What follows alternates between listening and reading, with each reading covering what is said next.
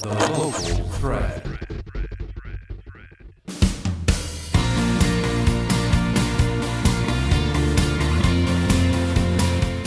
Hello and welcome to another episode of TPS Proud Out Loud. I'm Patty Mazer, Executive Director of Communications with Toledo Public Schools. Thanks for joining me today. During the next hour, we are going to talk about the barriers that some students face when it comes to their education. Some of these statistics, some of the topics might surprise you, but in the end, I hope you gain a greater understanding of some of the struggles our students and their families are facing and how Toledo Public Schools is working to support them to overcome these challenges. Toledo Public Schools serves over 20,000 students from diverse backgrounds and family dynamics. Many of our students face complex, overlapping barriers that extend beyond the classroom, ranging from socioeconomic hurdles like poverty and unstable housing to serious health challenges, including mental health issues, chronic illness, and trauma. The district believes that actively helping families overcome these obstacles is essential for our students and our community. By shifting the focus from simply managing the problem to providing and developing options for support brings potential. This approach leads to improved academic outcomes and graduation rates, along with fostering social, emotional growth, and improves the community. Ultimately, addressing these barriers drives equality, equity, and inclusion, preparing our students to become engaged, capable, and compassionate citizens in our thriving society. I'm very excited to have the first guest here with us today, Dr. Heather Baker. Heather is the Executive Director of Community Engagement and Health Supports for Toledo Public Schools, and she oversees our homeless population. And I think this is one issue that people will be surprised to learn about, the impact, the number of students that we see, and it's certainly an issue that has received a lot of media attention recently. Absolutely. How many homeless students or families do we have in Toledo Public Schools? We have approximately 2,000 homeless students or students that have identified as homeless. That number goes up daily, and fortunately, which is a good thing, families sometimes find housing. So every day, the number is going up and down. Right now, we are sitting at approximately 2,000 students, though, that are labeled homeless in the district. Out of 20,000, over 20,000, that's a big number. And It is. I think people understand the idea of homeless, but they think automatically of people, older people, adults maybe living on the streets. Absolutely. Is that something that you're seeing in your work? Do we have students in those situations, or what do they find themselves facing? We do have students that unfortunately are living with their families in cars. We've had families that were living in the back of U-Haul trucks. We've had so many unique and challenging situations and families that we had to come to an immediate assistance and get them removed from that situation. But the majority of our families that are experiencing homelessness are doubled up, which means they're either staying with families or friends. Sometimes that means a family of four may be sleeping on the living room floor in a two-bedroom apartment with another family that has children as well. So it can be very crowded and tight. We don't know how long that situation might last, if something may happen where they have to ask that family to leave. We have a large portion of our students that are doubled up, and we also have about 200 plus of those students that rotate through our homeless shelters in the area as well. So we try never to have any families on the streets. Once it is brought to our attention, we want them in shelter, even if it's not a permanent situation. As doubled up often isn't permanent. Even if it's not permanent, at least we know you're safe and you're sheltered. And that's our goal. And that's a good point you bring up. Once you become aware of the situation. Yes. We just did some media with a young man who didn't really understand the fact that he was in the category of homeless. So how does your department, how do you become aware of a homeless family, and what are the steps that you take immediately when you find out about that? So we train all frontline staff through all buildings to ask key questions when families come to enroll. And one of the questions they ask, do you own your own home or are you renting? Do you have your own lease? And when a family, oh, well, no, I'm staying with the Johnsons, or no, we're staying with the grandmother, then the questions get a little bit more detailed. Well, is this a permanent situation or a temporary situation? Was it due to financial hardships? And we don't get too deep there in the front office, just enough to trigger that, hey, this needs further information. We need some more questions asked. We have a whole team of caseworkers, which are amazing. And then once we get that referral, then we could do an assessment, a needs assessment, where we can see if you are doubled up or you are in a shelter. Instead of this, I'm just staying with my grandmother and this is my home and this is where we stay, versus I'm staying with my grandmother because we had a house fire or because I was evicted. So there's a difference. I'm looking for my own place, but we're here right now because we have nowhere else to go. So we have to, that's a fine line that you have to figure out. You have to figure out transportation for those students, because if I had a house fire and I was living on this end of town where we're at now, on the south end, are we south end, I believe? South end of town, and now I'm living at the family house shelter over by Pickett, do I have to transfer schools? Well, we don't want you to transfer schools. We want you to be able to stay where you're at with your friends, with your teachers, with the neighborhood that, the community that support that you have there, and we will transport you over to your shelter, back and forth to school. We'll make sure you get to stay for your after school activities, and we'll get you home back to the shelter safely. We try to make sure all of the educational process, all that's happening in that part of the world is secure and safe while you're going through the housing crisis temporarily. And I would bet that stability is the one thing that the family can take rest assured in, that I know that my student will get to school. I know that they will get their education. I know they will come back home, and that that part of their day, they are where they need to be and doing what they need to do. So that's huge. That's an awesome outreach that the district offers. And is that part of the trauma and impact that you see, or is it beyond that goes when somebody does realize and says to you, I need help? It's one of those things. When people don't understand, I guess my biggest wish would be that people would have empathy and try to have an understanding of the process. I don't want anyone to think someone's a bad mom or a bad dad or bad guardians because, hey, the student all of a sudden stopped showing up to school.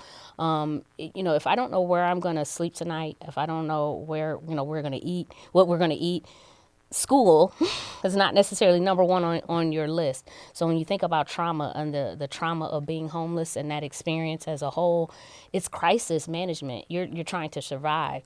So what we do, we wrap services around the whole family. It's not just the student. We want to make sure parent or guardian is okay too. What services can we provide to the whole family that's going to shore this thing up, secure things, so that we can minimize that trauma as much as possible, make sure the student's education process is still going good, they're still connected, but we're all connected to services, whether that's mental health services, whether that's transportation, whether it's food, insecure, whatever it is, however we can help. If it's not something we have in-house at the district, then we're going to find it out in the community and make that connection for you. And connection is so important, and I know that you are very active with several boards in the community and different organizations. Talk about the partnerships that you've developed and how these folks support our families. And partnerships are so huge. We could not do what we do in our district without the help of our community. And I don't want to list or name names, but I will go with two. Let's go with two partnerships. I would say the city of Toledo, a few years ago, I would say that's about 4 years ago now, called and said, hey, do you think you could spend $150,000 on homeless? We see the work you all are doing on homeless, and we have some money that we think you could use. Absolutely. And so we got that spent in a matter of like 6 months. They called back, hey, what about $2 million? Well, of course I can spend $2 million. But, we are not a housing agency. So our thoughts were, how can we use this money smarter? And so we connected with Lutheran Social Services. The money lived there. And because they do house people, they know that work. Our goal was to feed them the families that needed the help. So no, the money never hit Toledo Public Schools coffers. It wasn't like a win for us, but it was a win for our families. And because of that, we were able to help families get so many utility bills paid, help families that were facing eviction get to keep their homes, stay in their homes, get their back rear rent paid. Families that were actually already experiencing homelessness to find them new places to go. That was the most challenging part of that program because Toledo housing stock, affordable and safe places to live in Toledo are hard to find. So even when we had money to house people, finding housing here is really, really rough. But we were able to help so many hundreds and hundreds of families through that program. The funding now, unfortunately, has run out, but the partnership is still there. Another partnership that I would say has been, all of them are strong, so please know that we appreciate all the partnerships. Anthem Insurance has been a huge help in the district regarding making sure students are attending school daily, and that's including our homeless students. So when students improve their attendance, when we look on a week-to-week comparison, or if they happen to have perfect attendance, they're automatically entered into a drawing. And Anthem has purchased so many amazing incentives to provide for students, tickets to the Imagination Station, bikes and TVs, and awesome things that we're just so happy to be partnering with them. We love to say, hey, just come to school because it's the right thing to do. But we as adults know incentives help. So when students are seeing other students win, they're getting excited about coming to school. It's keeping attendance and the important attendance on the forefront. So that's huge, too. We are able to do so much more through the power of partnership in the district. And that collaboration this year, the initiative on attendance, we did a really big push, and we're still doing that. Absolutely. And the schools have looked upon it as a challenge amongst themselves. Right. And so if you follow any of our schools on social media, they are doing big shout outs, hey, look at us. We had 99% attendance this month or this week, whatever it might be. So it shows that that focus is really helping and driving spirit across the district. So Absolutely. I think it's interesting when you said you're asking people for hope and you're asking for empathy. What do you see? What does a student go through maybe that is in an unstable housing situation? What can we do as adults to help them get through their school day? Oh, that's such a good question, Patty. When you said awareness, I think one of the main things within our buildings that we want to make sure we're doing is posting up all over the building, hey, if this is you, this means you could be considered homeless or housing insecure. We like that term better. And these are the things that we can help you with. Please call. If I'm living with my grandmother, even though we had a house fire or we were evicted, in my mind, I'm safe, I'm okay. But they may be walking 3 miles to school not knowing we can help with transportation. Or they may be missing school because they're not getting to where, they are far across town living with grandma according to where they were lived before, in comparison to where they were living before. So we want to make sure they know that, hey, we can help with school supplies. We can help with transportation. We can help maybe put more food in grandma's cabinets because now she's got 4 extra people living there that weren't living there before. So different things that maybe they don't think about, we want them to think about. So communication is huge, helping us communicate that we do have a homeless issue here in Toledo. I don't think we're unique when we talk about other urban school districts. When you look at those numbers, we're comparable to other urbans in Ohio. But that this is happening in Toledo, and how can we all pull together by working through the Toledo-Lucas County Homelessness Board? There are plenty of places to volunteer. You can donate to our foundation, TPS Foundation, if that's something that people are pulled to do, which is always great because we can purchase things that are needed, boots, coats, food, other things that maybe we don't have in our coffers that donations would allow us to do. So there are lots of ways to help, and they can always reach out to me to find out. Well, and so are you ready to do this? Give your email to people, and what do families need to know? Who do they contact? Can they just go to their school and say, hey, I'm having a problem. I need some assistance? Absolutely. They can. That's the best way to do it? That is a great way to do it because that's your school. That's who you're comfortable with. And we understand there's a big trust issue. And people don't necessarily know who I am. But please know that you can call me. I would love, or email me. I would love to hear from our families that may be struggling, or from families that just want to help out other families, because sometimes it's just that connection. We had a a family who was worried about letting their little person walk to school. They had recently lost housing or were now living somewhere else, and they didn't have the same connections in this new community that they had before.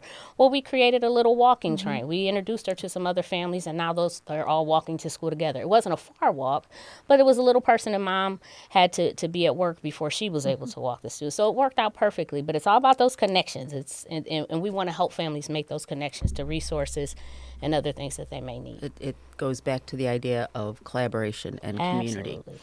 I want to ask you one final question. In your years of doing this, and that makes you sound so wise and sage, but you've been doing this for several years now. Think of your your greatest success story with a family that you worked with directly.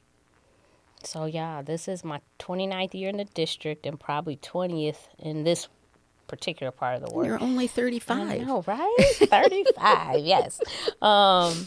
So let's see. There's so many stories. I think there was a recent mom who came in. Actually, she did the Blade article. That mom worked with one of our caseworkers, and her story was just so inspiring. But I think what hit me the most is listening to her talk and hear how upbeat she was, how she wasn't broken through the situation, but she kept pointing to the team, pointing to how connected and how she knew, that she could reach out and that someone would be there to help. Whether it was delivering food, she knew her kids were going to have clothes. She knew that we were going to get transportation and get the students. It was just the support that she felt supported and felt seen and heard, and she didn't feel like she was fighting alone. I love that she still was happy and still full of hope, and that made me feel happy and full of hope that through this work, that people can feel supported even in their worst and darkest times. And that's so. Toledo Public Schools, as I said to begin with, we're 20,000 students, over 4,000 employees. We are a big operation, and the fact that we are making an impact one family at a time like that, I think, says a lot about your commitment, your drive, your compassion, and I would say that anybody that is lucky enough to connect with you through this, they might need a smile, they might need a shoulder to cry on. Dr. Heather Baker is the one you want to talk to. So, thank again, you, Patty. if there's anything else we need to remind folks of, just go to their school for more information, tps.org. There's information on supporting our families. And hbaker@tps.org is also my email. Feel free to email at any time or just call TPS directly. The switchboard will get you right to me. Awesome. Dr. Baker, I love saying that. Congratulations on thank you. achieving that goal. Thank you so much. Thank I you. appreciate you, Patty.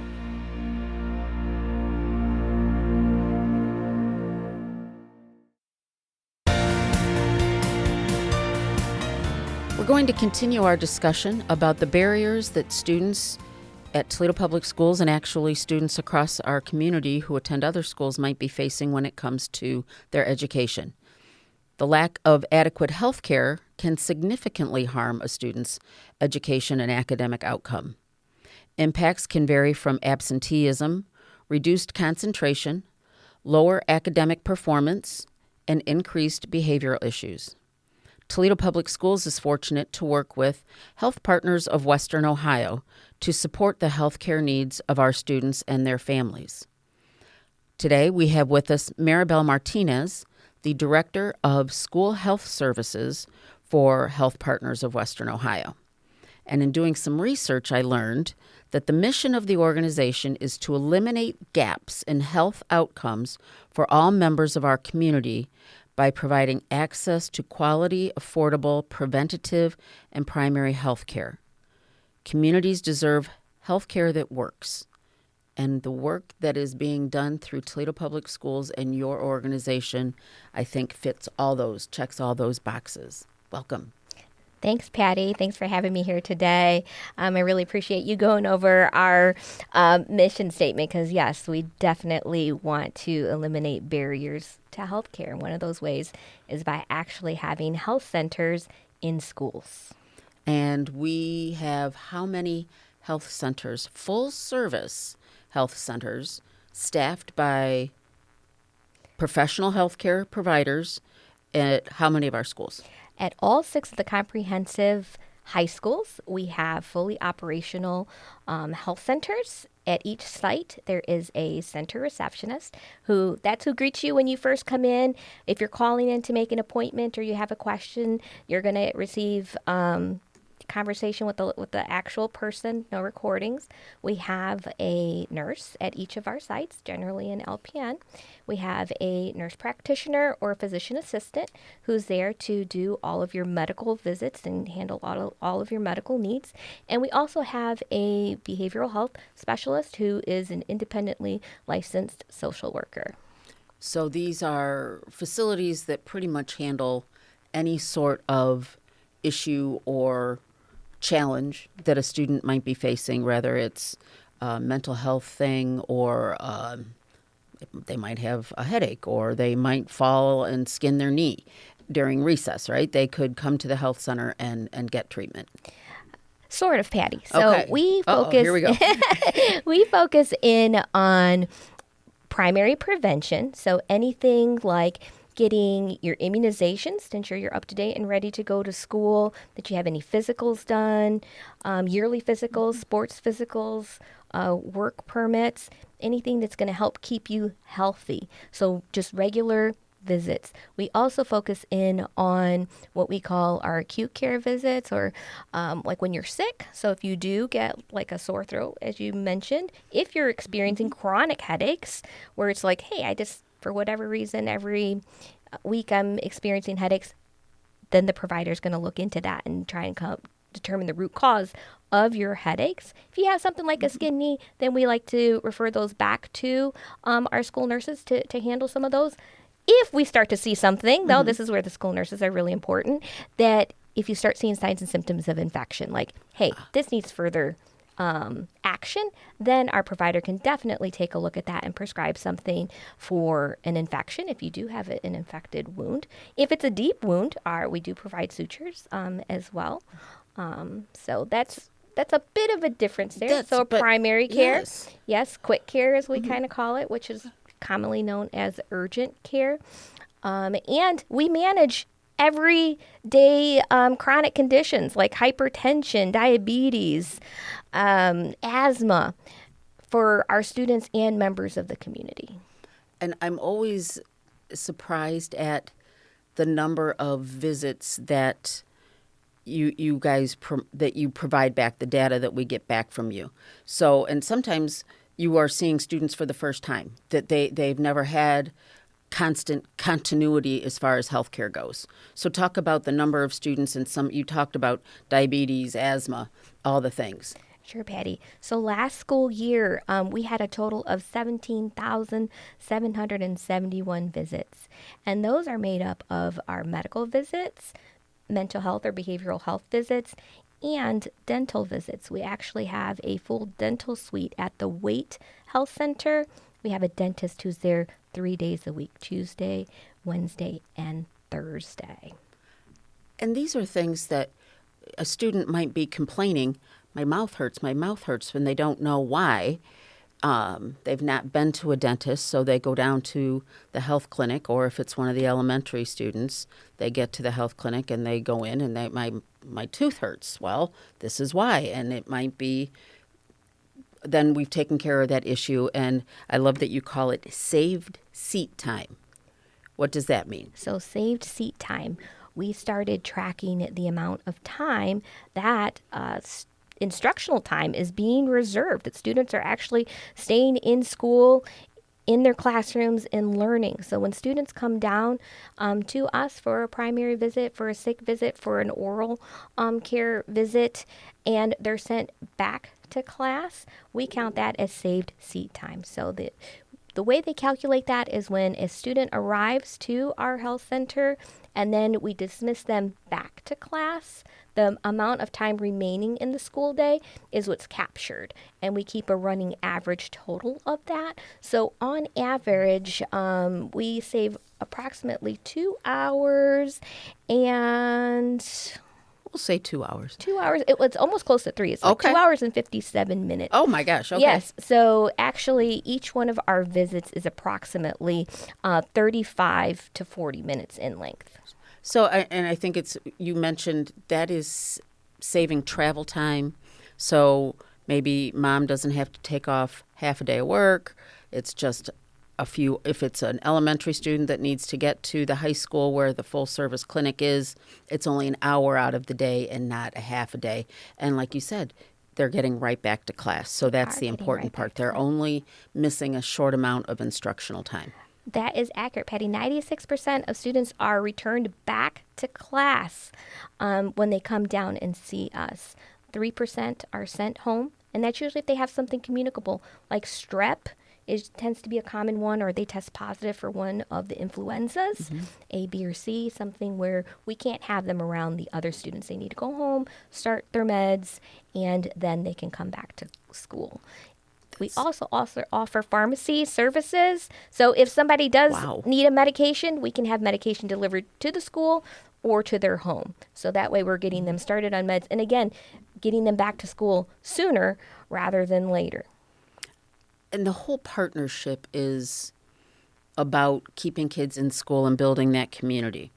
So you talked about the dental visits. What about vision services? So with vision services, we have what we call our vision outreach. Health Partners has vans that travel out to the schools. If a parent signs a consent, then a licensed eye doctor, an optometrist will come, do the exam for the student. If they require any corrective lenses, they can write that prescription. The opticians will do the measurement and ordering of the glasses. When the glasses come back, they come back to the school. They'll do the fitting for the student. If there's any additional instructions needed, they will provide those to the student at that time. If the student, for whatever reason, loses them, breaks them, we also offer a replacement pair of glasses for the student. So last year, Patty, we did approximately 1,839 pairs of glasses for students. And we had around 3,500 visits out to the schools strictly for vision services. And that is, again, when you think about the 20,000 students that we have in Toledo Public Schools and the services that we're providing through your organization, that is, again, sometimes the only health care that they are receiving for a number of reasons. But again, a student, you know, we talked about the dentist, oh, my tooth hurts, so they can't concentrate. Or you've got a student squinting to see the board, always has a headache, comes in, gets glasses.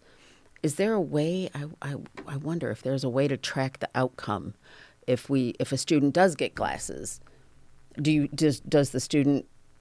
we see an improvement in the classroom? I would love to know if we are able to track that somehow. Wouldn't that be an interesting statistic? That would be, but we definitely always try and prioritize some of those younger grades, especially when they're first learning their alphabet. They're learning those essential reading skills. So we heavily prioritize those younger grades so that way they're on track for reading, right? Because you can't do that if you can't see. So that's a screening before it becomes an issue. Absolutely. Gotcha. That's important to know.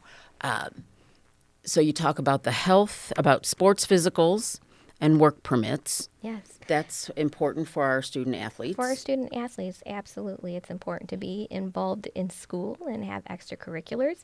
And lots of times when, like you mentioned, you have a parent who's working, some of our families, their parents are working 2 jobs, or transportation can be an issue, or just getting a visit in within a time frame. We know how kids are, and at the last minute they're like, oh, by the way, I need to have this physical done, right? And their office may not be able to get them in. Well, we do have specific days where we can focus solely on sports physicals. We generally do that in the summer for those fall sports.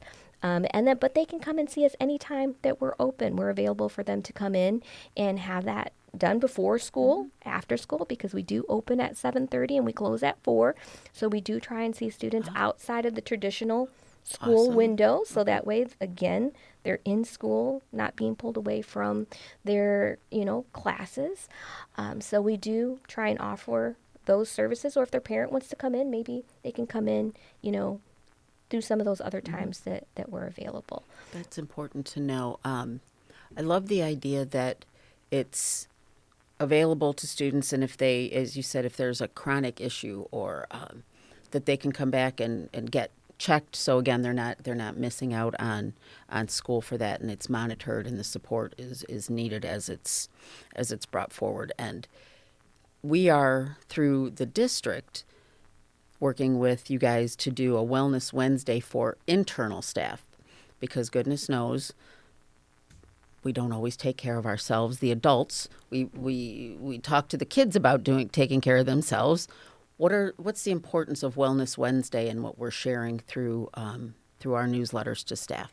Sure. So on Wellness Wednesdays, we are focusing on staff and all members of the TPS community on helpful tips to stay healthy, wellness, mind, body, and spirit, different things that they can do. Hand hygiene is one that we focus in on. We've also talked about some of the other programs that we have as far as like asthma. We do a lot with students who have asthma. We have educators that will come out and work with the students one-on-one. They can receive telehealth visits right to our primary care providers at the local high schools. We also do have an asthma NP who oftentimes will come out and do visits at the school for that student, to, especially at the beginning of the year, to get them set up with their meds, ensure that they have everything that they need for school time, and then we'll check up with them periodically throughout the school year. So again, those elementary students may not be able to get to our high school, so we'll send somebody to them when we're able to do that. That's really great. That's good to know. That's, again, a service to families and something that keeps our students in school. We are heavily into the flu season. Yes. What do? We've had to make some adjustments at one of our schools already, and it's continuing to be on the news. What are the best tips to keep our students and our staff healthy in the flu season? So hand washing, Patty, hand washing. So washing your hands with soap and water, because there's certain viruses out there that the hand sanitizer is just not effective against killing. So definitely wash your hands with soap and water for 20 seconds. Flu vaccines are also very, very helpful. We offer those at all of our school-based health centers. TPS did offer vaccines to their staff, and we had few outreaches for them, and they could come down to their local school-based health center to get that vaccine as well, and that worked out really well. We gave just a little over around 300 vaccines to TPS staff members, so that was great. Awesome. And then, Patty, just keeping it simple. If you're sick, stay home. If you're coughing, cough into that elbow. Try and increase ventilation. And rest. And take care of yourself. Let your body heal. That's it. That's awesome. That's I took advantage of the health clinic and the flu shot, and I'd been to several of the flu clinics when they opened, and we did media announcements on it. But you just forget how staffed and how equipped, and it is like you are walking into a doctor's office, or you are walking into an urgent care facility, and you are greeted by a healthcare professional, and you are treated as such, and it was a seamless process. So it's a valuable or invaluable service that we have in Toledo Public Schools. What is the best advice that you can give as far as students and keeping themselves healthy, parents keeping your students healthy, getting over the barrier of health and health needs and providers? I would say it's those preventative healthcare services. I think, as you mentioned, life gets really busy. We're working, we're hustling, we're doing all of the things, and we say, oh yeah, we'll get to that, and it isn't until you're actually really sick, till you're kind of stopped in your tracks, that you're forced to actually have to deal with that situation. And then lots of times what you run into is you haven't been to your healthcare provider in the past year, or it's been some time, you missed some visits, and it's a little harder to get in somewhere. So our school-based health centers are here to eliminate that barrier that lots of our families face. If you wake up and you're sick that day, give us a call. We'll work you into the schedule. The TPS staff members, if they're sick, if they're at work, sometimes we start out the day just fine. And they're like, oh, my throat's feeling a little funky, or hey, I I think I'm starting to come down with something. Hey, I'm starting to have some symptoms of a UTI. Call the school-based health center. They can let them know, like, hey, I work over at Hawkins, or I'm just upstairs on the 3rd floor and I'm not feeling well. Can you guys get me in? We always prioritize our students and TPS staff members. We're always open, like I said, to the community. If they're not doing well, they have transportation issues. Most of our comprehensive high schools are within walking distance to most of our families. So we're accessible to them 7 days a week. And that's great to know. So if we have a parent listening or a member of our community that has a question, you can obviously go to tps.org. We have all the information there. Or they can call one of the high schools, our traditional high schools. Or if they have a student at one of our elementary schools and they have a question, they will point them in the right direction. So thank you for all that you do and have done for us through Toledo Public Schools and now your work with the Health Partners. Yes, thank you for having me, Patty. Right. I really appreciate it. You bet. Thanks. Thank you.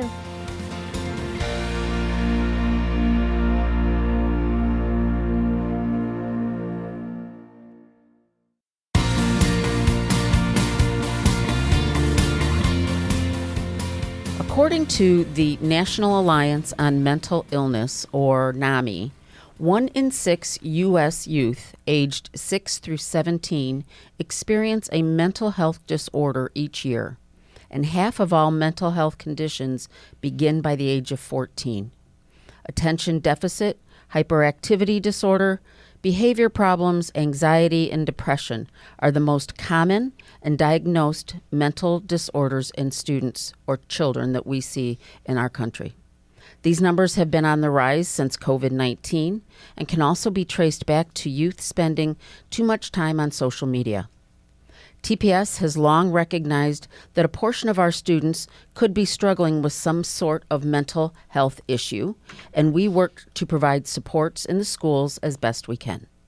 However, a group of very enterprising students share a tough lesson with the administration, and that was when our plans, they said, were good, but you could tell they were developed by adults. Do you remember this, Jada? Not by students. The people who are living it and seeing it every day. So once again, the administration, we learned a lesson from our students. Today, I'm very happy and proud to introduce 3 of our all-star students, Jada Rose, David Drini, and Carmen Johns. Jada, you are a student at the Pre-Med and Health Science Academy. What year are you at Pre-Med? I am in 11th grade, 3rd year Pre-Med. Do you love it? Yes or no? I love it. Why? I love it because even though it gets stressful, the teachers give us like work days or days we can cool down, or we can like take a breather for a second and we can readjust. Awesome. What about you, Carmen? You're at Toledo Technology Academy of Engineering. That sounds very highfalutin. Yeah, I'm an 11th grader at TTA. Okay. And I love being here a lot. It's a lot of fun, and the administration is super welcoming. And if you have any issues, the wellness room, they're very welcoming and very communicative, and want to help as much as I can. Want to see students succeed. That's awesome. Yeah. David, how about you? Kind of the same as Carmen. I'm going on my 5th year at TTA. Okay. I've been there since 7th grade. Awesome. And I've gotten to know the teachers, and as she said, they all do like wish for a student's success, even if you can tell they don't like the student, or if the student's a troublemaker, you can still tell that they really hope they succeed, and they're not going to give any less help just because they're problematic in some ways. Hey, that's all honesty. We appreciate that. And I do like to see that. And then that's awesome. You see a lot of, or with the little mental health issues that we have seen, you've seen the teachers and administration kind of step up and help out. Working to help. That's great. So we talk about SMARTS. Who can tell me what SMARTS stands for? And Jada, I know you are part of this because I think you've been part of SMARTS since the beginning, have you not? So SMART stands for what?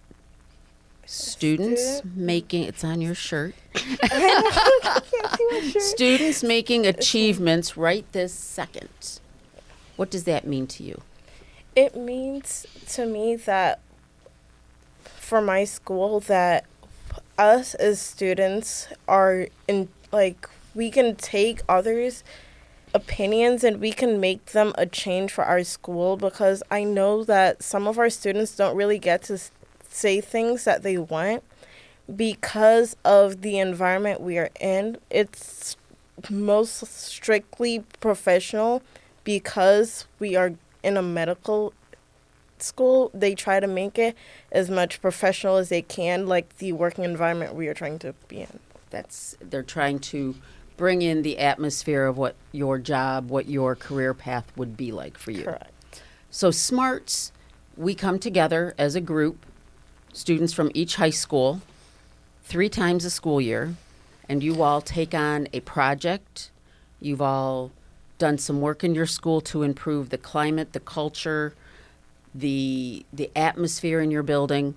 But one thing really stood out, and this was a few years back, and that was the idea of addressing student mental health and wellness.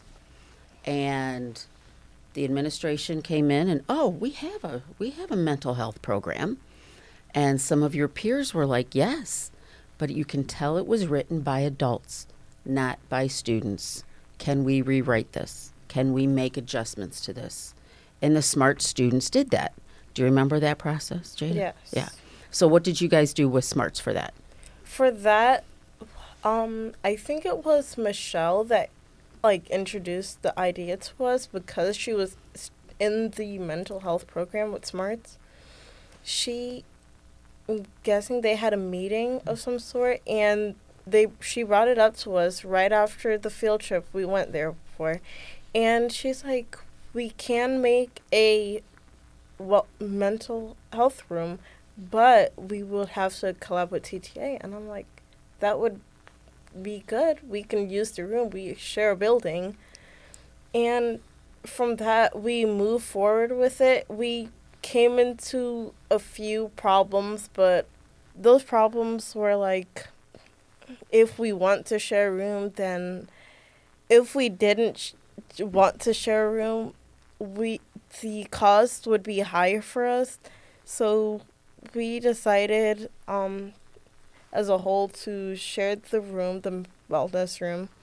And after that, we had to work on buying furniture, painting the room, and everything else that came with that. And then we had to get it publicized. Just those came with a few problems, but Miss Allen, our gym teacher and our teacher advocate for SMARTS at Toledo Pre-Med, she helped a lot with that. And Miss Lawless, we better Yes. talk about Miss Lawless, or helped a lot. she will be heartbroken if we don't. So I think what comes across is there was lots of collaboration, lots of compromise, and in the end, the idea was for students to have a place, because school, and you've all said it, school can be a very daunting place sometimes. It's a lot of stress. There's some, we go through it as adults. Why we don't think students go through it every day. So the wellness room, what does it mean to you, Carmen, when you want to go to the wellness room? What do you do there? Me personally, I like to take a break in it. It's just to get all your mind off of everything, because there's just so much workload, and you just need a second to relax. And even if it's just being in there for 5 minutes, it still gives you the time to yourself to just relax, remember that you exist and you're a person and you need to take time for yourself. And for those who aren't aware, TTA, Toledo Technology Academy of Engineering, and the first campus for the Toledo Pre-Med, they are at the DeVilbiss campus. So they do share a building, and there's a common hallway where this room is located. So you guys come forward, you put together this plan for a wellness room, and you bring forward the whole idea of mental health wellness. You present at one of our board meetings one of the committee meetings, the board members were so taken by the presentation that they had you host a special board meeting where we did some moderation and you guys talked about what mental health meant. And there were community members in the room and they were all so impressed. They came forward and said, we want to help. So the next thing you know, we had, well, I don't know, over $119,000 from different community groups donated to this project. Who got to go and pick out the furniture down at NBS? Yeah? So you guys went down there and what did you do? This is a local company that supplies office furniture and supplies for the Toledo area. So they had like interior designers there too, and then like obviously people in charge of it, and we kind of just walked around, looked at what they were offering, and they wanted to help us as much as possible. I had like the best time there. They're such lovely people to work with. We just kind of walked around. We talked about color palettes. They showed us our options. They were very like accommodating to us. They gave us a lot to work with, and we appreciate everything they did. They gave us like a whole bunch of stuff, like different colors, different patterns, like what we wanted to do with the walls and stuff like that. And they helped us put our vision to life. Like they had a 3D modeling kind of thing where like we talked about what we wanted to see in the room and how we wanted to look, where we wanted like the furniture to go, and they put it like in a model for us to like physically see, and it was like amazing. It was crazy. Like we do some stuff like that at our school, but it was like insane the type of software they were using. That's awesome. And I think it goes back to the whole idea of this was something that you guys were bringing forward. You were very passionate about the project, and they felt that passion. They saw the passion. They were with us when we did the launch for the wellness room, and they could not have been more proud of the outcome. So, David, now we're talking about, we know that the room is going to be more utilized in the coming weeks now. Have you been in there? What are you seeing? Have your friends been in there? What do they come away with as a benefit from the wellness room?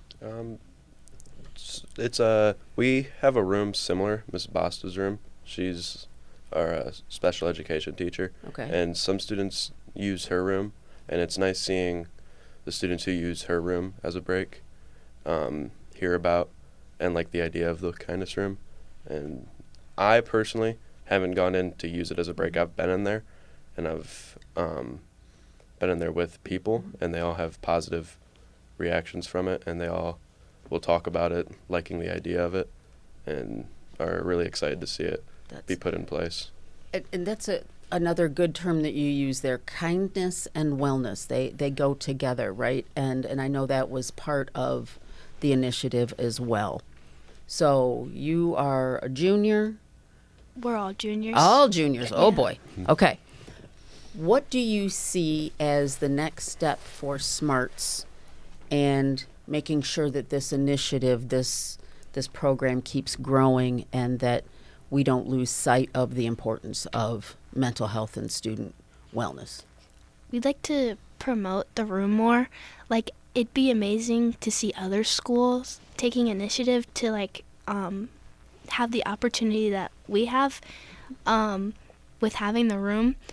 So I'd say, like, finishing the room so it, like, can run on its own. Like, even when us juniors are gone and, like, it's the next group of SMARTS kids running the room, we want it to be able to continue without, like, us being there to keep pulling it along. We want it to become, like, a fully machine. Like, we want it to just exist for everyone to be able to use. Become part of the core of the schools. Yeah. That's awesome. And I know that another part of your goal was for staff to be trained in mental health, wellness, and awareness. How are we doing with that? Is that training going on, do you know?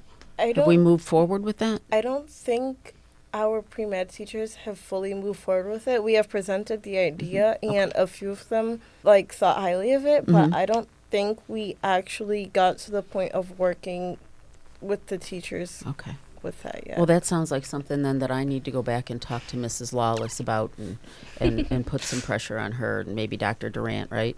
What do you guys think? Yeah, because he did a video. You guys asked him to do a video to show support of this, and he did that willingly. And he's been a big promoter, and the Board of Education certainly was a big promoter. I think we gained a lot of traction and a lot of awareness the night that we did our board meeting, and that mental health and student wellness. And David, I love the kindness spin in there.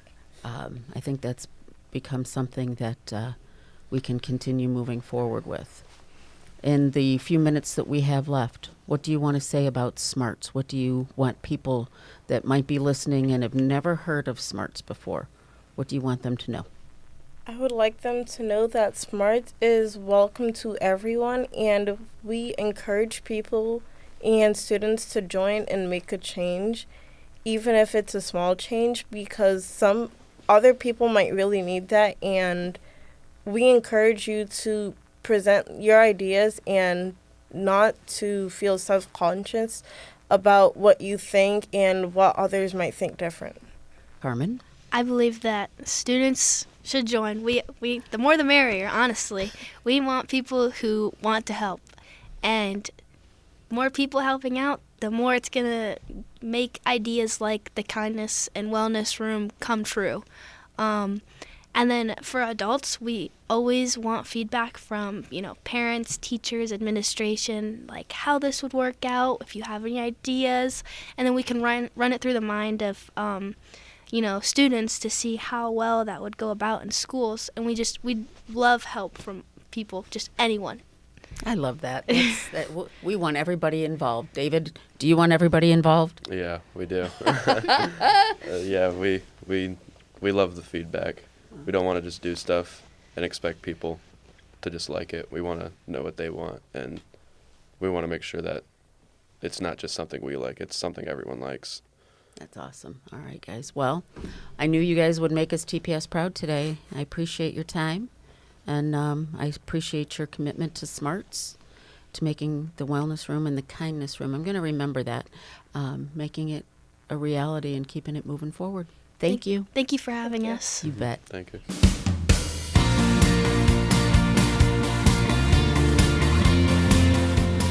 We've come to the end of another episode of TPS Proud Out Loud.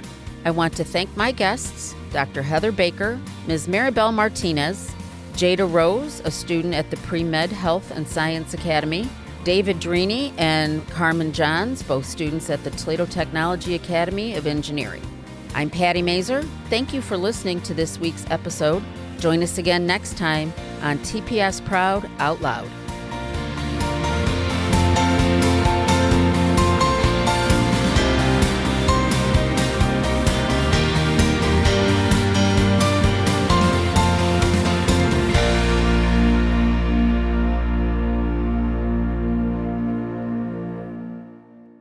The Local Thread is a production of WGTE Public Media. Episodes can be heard weeknights at 7 on FM 91 or anytime at WGTE.org.